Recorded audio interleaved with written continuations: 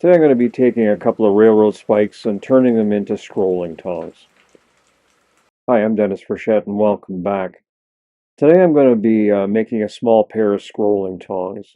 Scrolling tongs come in a lot of different shapes and sizes, but the one that's quite often overlooked is the really small pair that you need to deal with that little loop on the end of a hook or something where you just can't get anything in there. And you can't use a pair of regular needle nose pliers because they have sharp edges. So this is a pretty handy pair and you're going to find a lot of uses for it. I'm going to be using railroad spikes as the raw material because they're a fairly heavy bar and most of them are made out of a pretty good quality spring steel. And on these tongs, I'm going to want some fairly fine points. So I want something that's pretty tough to resist the twisting forces that are going to be applied to them. But these could also be made out of any heavier gauge coil spring. My first offset is going to be set at roughly an inch, and you can see that I'm using the tip of the spike because most of the shaping is already done for me.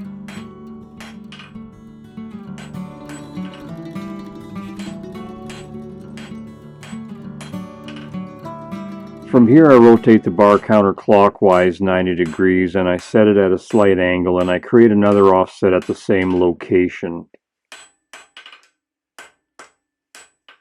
These two offsets define the two transitions that you need to go from the jaws to the hinge area. Next I'll work on flattening out the actual hinge area.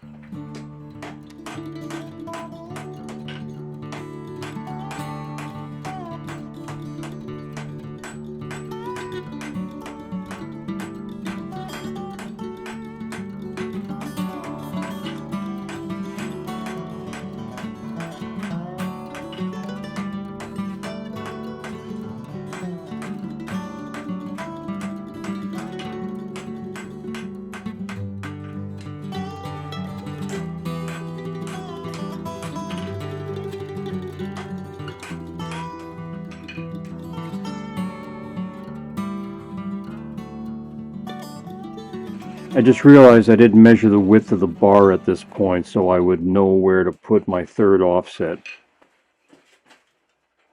The third offset creates the transition from the hinge area back into the handles of the tongs.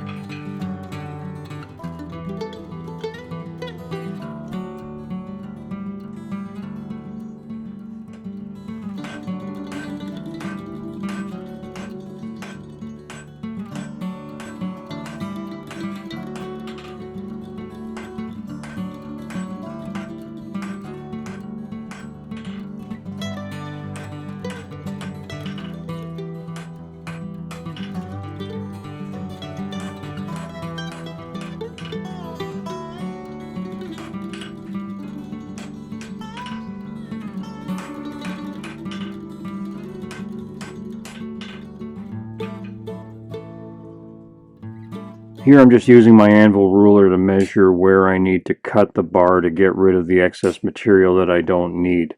It is a shame, but the railroad spikes were just not long enough to get both halves of the pair of tongs out of the one piece. So I'm going to be left with a short bar, but in a blacksmith shop nothing gets wasted, so someday this will get welded to another bar and turned into a cutting edge or something.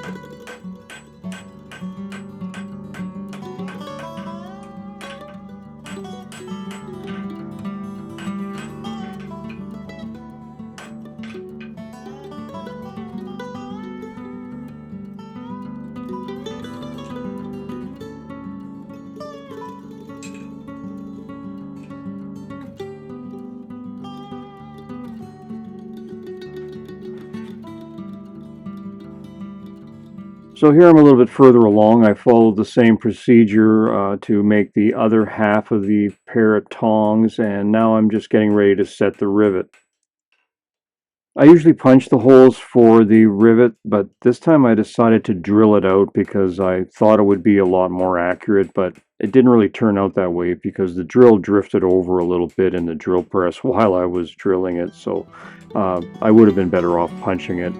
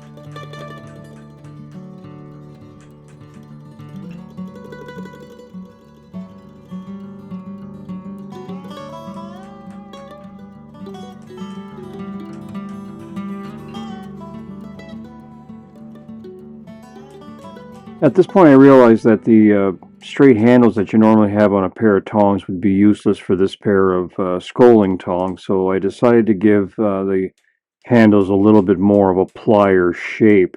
Obviously, this would have been a lot easier if I had thought of it before I had riveted the two pieces together.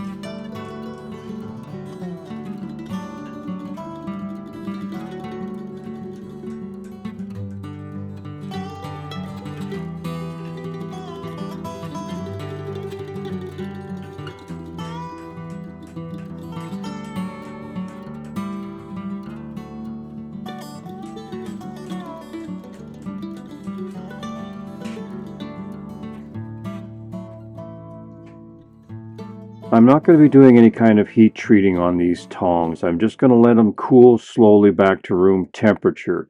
I'm only planning on using these on hot metals, so the natural toughness of the steel will give me the working properties that I need to keep the tips from distorting.